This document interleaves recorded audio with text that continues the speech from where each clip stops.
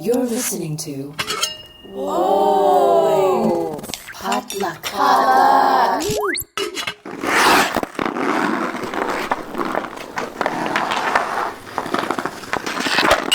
Welcome to a special draft preview episode of the Asians in Hockey podcast. We've got a handful of Asian players in this year's drafts, so we're going to take a look at some of them now. Let's start things off with the PWHL, and for that, I want to introduce you to Avery Jensen. Avery is the creator behind the news account PWHL Source. I caught up with Avery, and we talked a bit about some of this year's potential Asian draft picks in the PWHL. Welcome back to the show. For this period, I'm joined by Avery Jensen, who is at PWHL Source on Instagram, YouTube, TikTok, and Twitter. Avery is half white, half Chinese, and goes by, like I mentioned, at PWHL Source on all of the socials. PWHL Source is kind of a great sort of independent resource for news about the PWHL, which we will be talking about in this segment. But before we dive into that, Avery, welcome to the show. Thanks for joining us today. Of course, thank you for having me. We've got a couple of Asian prospects that are looking to make a potential splash in the league. Two names that have popped up for us on the show are Anna Szegedy and Nicole Gosling. What can you tell us about their games and how they might fit into the league next year potentially? Well, I definitely know a little bit more about Gosling than I do about Szegedy. I know Gosling is expected to be a top high-end first-round pick. And going into the draft, I do have her being the best fit for Montreal, I think, because they do seem to be a bit short on the defensive end. But Nicole Gosling does play great two ways. But knowing how a team like Toronto thinks with like Canada's GM and coach Gina Kingsbury and Troy Ryan at the helm, like they might look to bring her in, even though they already do have a pretty good decor, because that's just the way they seem to operate. Okay. Knowing like how players like Daryl Watts, they brought her in, and now she's playing for Team Canada at the World Championships. Well, that's good to know.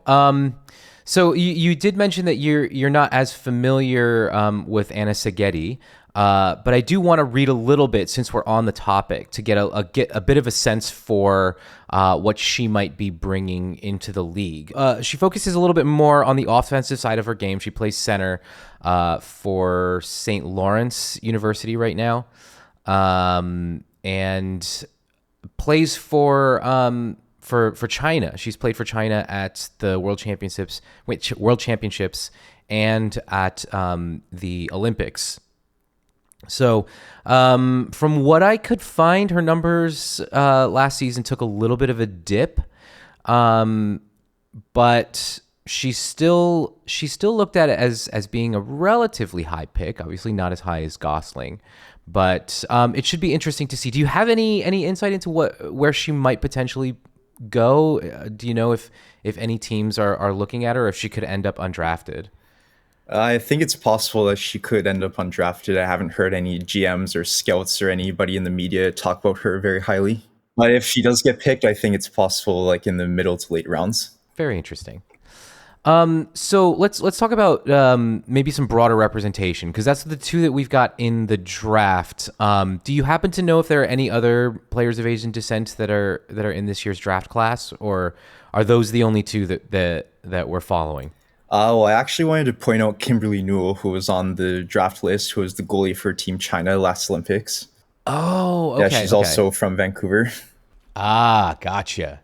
Kimberly Newell. So what else can you tell us about her? Well, I know that she was coaching, I think, for the Greater Vancouver Comets, like teaching goalies, and she is on the draft list because the rule is at this time that players that want to enter the league have to declare for the draft first. But she hasn't played a pro game in 3 years, so I wouldn't expect her to be drafted. But I think it's very possible that Vancouver does give her a tryout. Okay, that'll be interesting to see. Do you happen to know if there's any avenues for catching tryouts or getting news, I suppose people would just turn to your source for news about that kind of stuff, right? Yeah, sometimes I wouldn't actually call myself the main source, but maybe like a high source on Instagram. But on Twitter/X, like get most of my news from other media outlets. Okay, got it. So beyond the league's expansion into Seattle and Vancouver, what are some interesting headlines, and maybe even beyond just talking about Asian players, but some interesting headlines that you would want new fans of the league or people who aren't fans yet? What are some pieces of information that you would want them to know to kind of get them interested in the PWHL? Oh, well, I haven't thought about that a whole lot. Well, maybe what is one of your favorite aspects about the PWHL that sets it apart from other hockey leagues, particularly men's hockey? Well, I know a lot of people talk about this, how like they have the jailbreak rule where if you score a shorthanded goal, you can end the penalty. I know that's one thing that I know a lot of fans love. Yeah, And no, I know, absolutely. remember actually, I think Sportsnet held a poll for NHL players. Well, like which PWHL rule would you want in your game? And Yes. the highest vote was that rule. Yes, that's true. That's true. Yeah. There's also the what's it called? The 3-2-1 point system where Oh yeah. an overtime win is worth less than a regulation win in the NHL. So that makes it interesting. It sort of puts a team in that position of like really prioritizing winning in regulation. Yeah. So yeah, I it's also think that way it's just easier to understand yes, like who's doing better. yes. Oh, absolutely, absolutely. I think that's helpful for fans, people just keeping track, because you could get into the playoffs in the NHL and your points total doesn't reflect your performance in the season. A lot of overtime wins doesn't necessarily mean doesn't translate into putting games away successfully. So yeah, it should be interesting to see. I do hope more people check out the PWHL. It is a very interesting league. So before we let you go, what where can people find you? Obviously, we already mentioned your info at the top, but just to reiterate it, what is your handle on the socials, and where are you located? My handle is at PWHL Source on all of Instagram, Twitter/X, TikTok, and YouTube. Except like on TikTok, there's actually a dot in the middle of the PWHL and Source because it wouldn't allow me to put it together. Oh no, okay.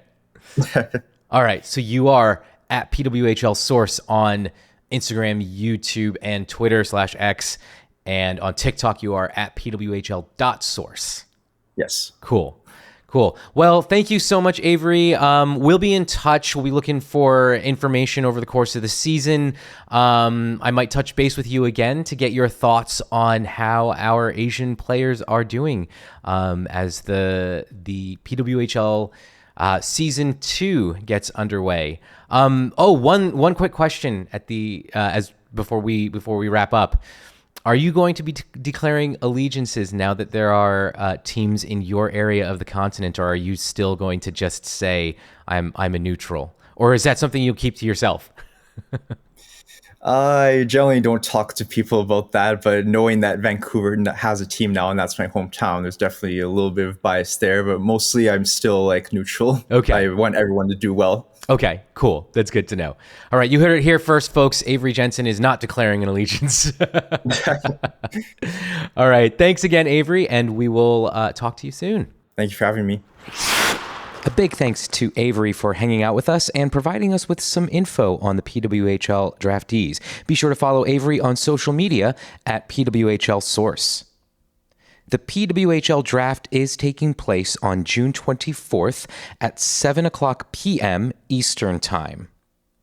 Don't go anywhere. After the break, we're talking about the potential NHL draft picks. Stay tuned. Hey, Do you enjoy reading, or are you thinking about getting back into reading? Do you want to diversify and decolonize your bookshelf? And are you interested in exploring exciting stories from Asian and Asian American voices? Then you should check out Books and Boba, a book club and podcast dedicated to books by Asian and Asian American authors. Each month on Books and Boba, we pick a book by an Asian author to read and discuss on the show. We read a variety of genres, including contemporary and historical fiction, sci-fi and fantasy, romance and cozy mysteries, and so much more. Our past book club picks have included Pachinko by Minjin Lee, Patron Saints of Nothing by Randy Ribeye, Yellowface by R.F. Kwong, and The Fortunes of Jaded Women by Carolyn Quinn. We also chat with some amazing Asian authors on the podcast, as well as review the latest publishing news in Asian American literature. Listen to us now on Apple, Spotify, and wherever you listen to podcasts, or learn more by looking us up at booksandboba.com. Part of the Potluck Podcast Collective.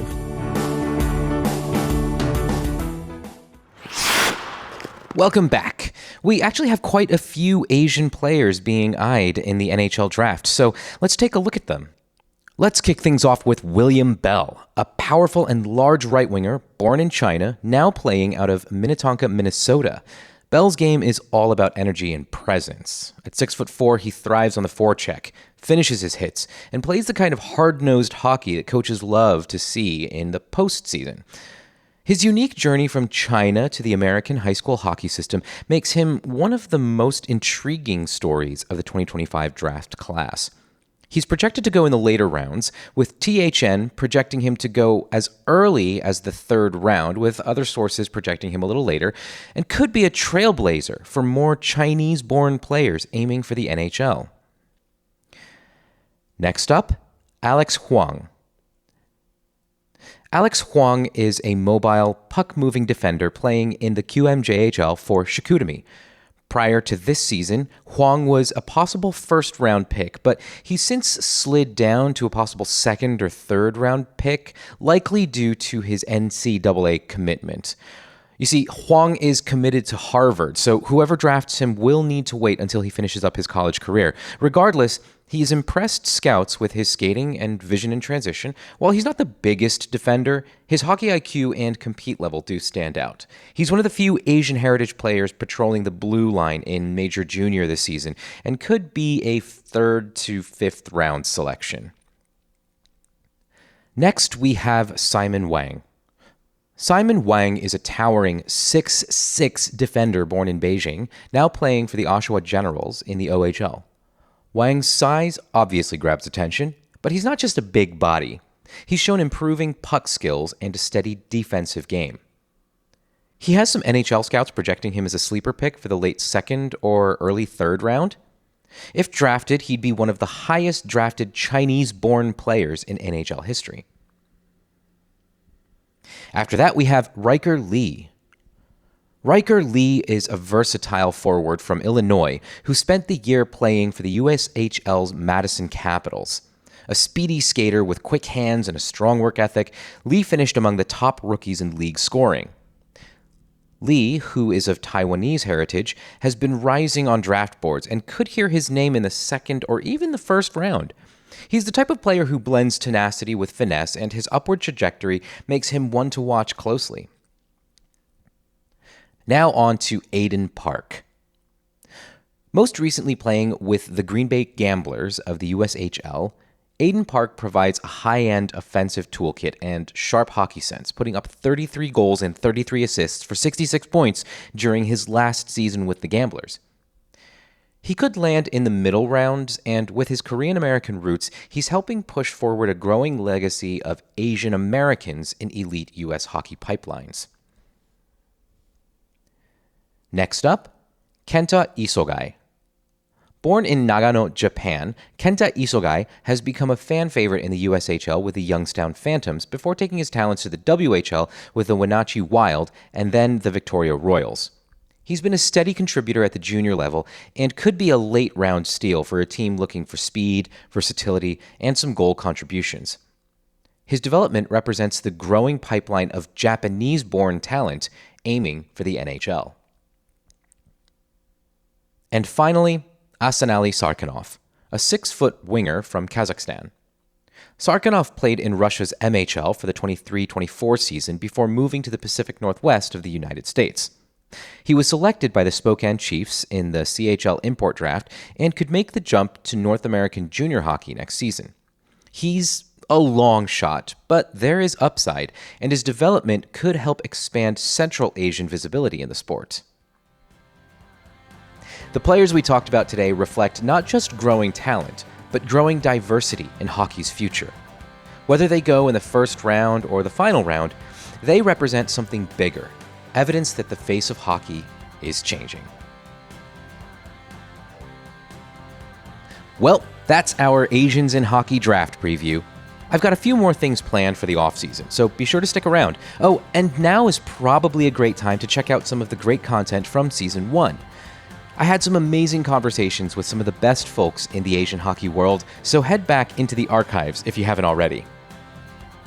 Asians in Hockey is part of the Potluck Podcast Collective and is hosted and produced by me, Nate Nikau.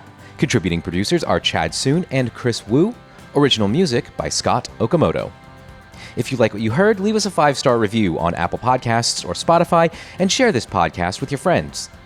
To keep up with us on socials, follow us on Instagram and Threads at Asians in Hockey and on Blue Sky at asiansinhockey.com. You can also find us on Facebook at facebook.com/asiansinhockey. And please feel free to shoot me an email at asiansinhockey@gmail.com. See you next time on the Asians in Hockey podcast.